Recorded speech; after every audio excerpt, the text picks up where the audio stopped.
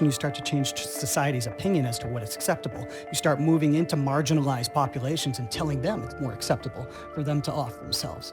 You start to move towards more suicides in society. We have very little empiric data on this, but the data we have shows that in states that have allowed medical aid in dying, we see the needle tick towards more suicide.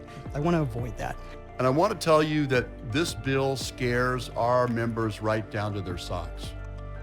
We've spent the better part of the last decade trying to get our arms around the fact that while veterans are a relatively small portion of our population, we have a really, really outsized number when it comes to suicides. Today we have heard a lot about choice and peace of mind, but at what cost?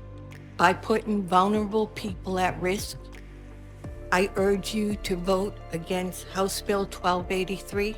If teens with depression and suicidal thoughts start seeing family members and friends or relatives of friends committing suicide with the use of these pills, and they see that this is being morally accepted by the people around them, they will see no issue with attempting suicide. Our residents often state that they do not want to be a burden on their families. It is my concern that there are those who would opt for assisted suicide so they can avoid being a burden on their families.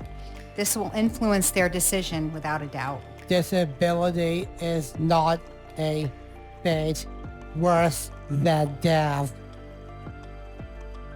All other national disability organizations oppose assisted suicide laws.